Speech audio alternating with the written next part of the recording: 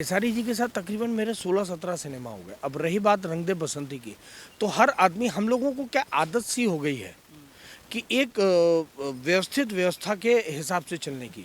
कुछ अलग करता है कोई तो हम लोग फट से उसके लिए आलोचनात्मक हो जाते हैं। अब वो कुछ सोच के ही कर रहे होंगे क्योंकि वो बड़े हैं, उनको कुछ चीज़ें उन्होंने हिंदी में काम किया है, एसआर के म्यूज़िक रोशन सर जो है, प्रियमांशु सर जो है, और खुद स्वयं केसारी जी भी इतने कर्मठ हैं कि आज उनको भी 12-13 साल हो गए और वो जहाँ पहुँचे हैं कहीं ना कहीं वो अपनी मेहनत और लगन के कारण ही पहुँचे हैं। तो जो कुछ भी हो रहा है ना, वो जितनी उत्सुकता जिज्ञासा आपके दिल में पैदा कर रहा है उससे ज़्यादा समझिए 10 गुना मेरे अंदर है, क्योंकि मैं भी नहीं समझ पा रहा हूँ और मैं भी सिर्फ धारा के साथ तैर रहा हूँ। तो कहीं ना कहीं जो हो रहा है, डेट आ गई है, उस डेट का इंतज़ार मुझे भी है भाई कि 22 मार्च को देखें तो क्या होने वाला है। ना कहीं मैं बस इतना कहूँगा कि नए लोग आएंगे तो कहीं ना कहीं नई सोच के साथ आएंगे, और हमारे ऊपर जो जाने अनजाने एक धब्बे लगे हुए हैं ना, क्योंकि देखिए मातृभाषा बहुत सारे लोगों की है भोजपुरी, 40 करोड़ लोग देखते हैं, लेकिन दुर्भाग्य है कि उसका 1% आदमी सिनेमा नहीं देखता।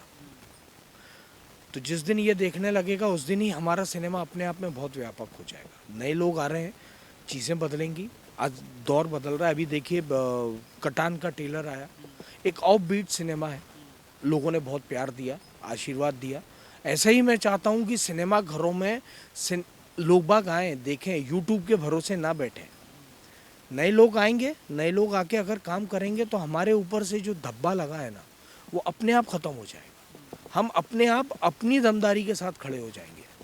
हम कहीं ना कहीं अपने अभी भी वजूद को तलाश रहे हैं और हम वो वजूद नहीं पा पा रहे। 20 साल तो मुझे हो गए इंडस्ट्री में, लेकिन कहीं ना कहीं वो जो एक अश्लीलता वाला हम पे टैग लगा दिया गया ना, हम चाह कर भी नहीं मिटा पा रहे। तो कहीं बहुत कुछ ऐसा अद्भुत या चमत्कारी नहीं है। एक बहुत साधारण सा बाप है जो 2 वक्त की रोजी रोटी कमाने के लिए बाहर कहीं काम करता है और वापस आता है, और घर में कुछ ऐसी चीज़ें हो जाती हैं जिससे वो बहुत ज़्यादा आहत हो जाता है। अब वो आहत होने के बाद उसकी प्रतिक्रिया क्या होती है, मतलब बेटा भाग्य से, बेटी सौभाग्य से, इस बात को चरितार्थ करती है कहीं ना कहीं कलंक।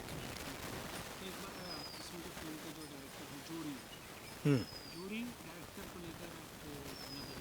देखिए उनके साथ में ये तीसरी फिल्म कर रहा हूँ। पहली फिल्म थी सॉरी यार, दूसरी अवैध करी, और तीसरी फिल्म है।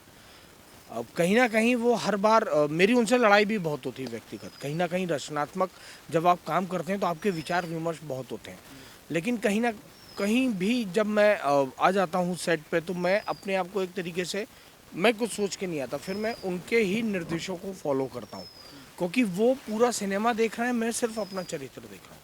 तो हो सकता है कि उसमें कहीं ना कहीं विवादास्पद कुछ चीज़ें हों।